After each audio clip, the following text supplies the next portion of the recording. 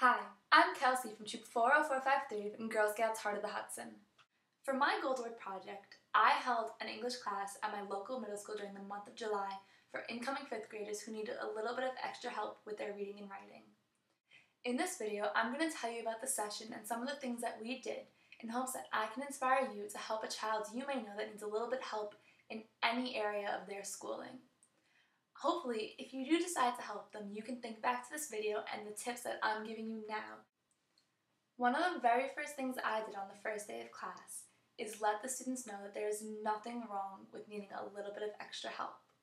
We started that class off by reading Thank You, Mr. Fokker by Patricia Polacco, and then we discussed how they felt about the book and ways that they felt like the main character. It's very important to let any student know that there's nothing wrong with asking for or needing that extra help, and that there will always be someone there to give it to them. I wanted to make sure that the students knew that it was a fun and safe environment for them to learn in, and they were still a little shy after reading the book. So we did a little game where you take a roll of toilet paper and pass it around the classroom. Each kid will take as many pieces of toilet paper as they want without knowing what they're going to do with it. Then, after everyone has some toilet paper, you have to tell a fact about yourself for every piece of toilet paper that you took. So, if you took 2 pieces of toilet paper, you had to share with the class 2 facts about yourself.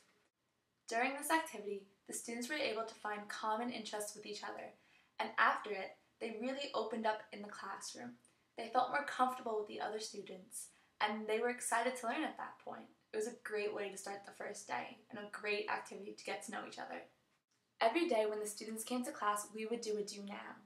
Some days that do now would be reading independently for 15 minutes on a book of your choice, and other days it would be a story starter. I would tell the kids to take out their journals and I'd give them 1 or 2 sentences. An example would be, pretend you're a dollar bill, write about your day and all the adventures you went on. The kids really enjoyed these type of do-nows because it let them use their imagination and they really had fun with it. We also read a book as a class. I chose Everything on a Waffle by Polly Horvath for the students to read. The students really enjoyed this book. It was cute, funny, and entertaining. If you choose to help a student you know with reading, you should pick a book that's appropriate for their age level. This book was perfect for oncoming 5th graders, but it would be a little too easy for someone who's going into the 8th grade. Make sure the class stays fun and entertaining for the students, otherwise they won't want to learn. An example of what you can do to make the class fun and entertaining is have the students draw and color in a picture of their favorite scene that you guys read that day. Since our book also related to food, we made a class cookbook that each kid got to take a copy home of at the end of the course. Make sure all the hands-on activities relate to the lesson in some way. This way, the students can have fun, but they can still learn while they're at it. If you're holding an English class like I did, pre-read the book of your choice and look for some vocab words that you feel the students will benefit by learning. Also, come up with some chapter questions that you can have the kids answer and then discuss as a class after you've read the chapter. What I believe is the most important part of all of this is that after you're done with the students, they still want to work towards their higher education on their own. You can still help them with that. Make a packet for them of activities that you've done throughout your course for them to work on by themselves or with the parent while at home. Just because the course is over and your time with the students is up doesn't mean that they should stop working towards their education goals. One of the most important tips I believe I can give you is to have fun with what you're doing. If you're having fun with the students you're working with, chances are they're having a ton of fun with you also.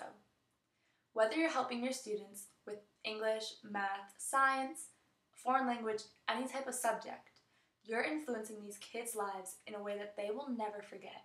You're helping them to achieve higher educational goals, which they will use for the rest of their lives.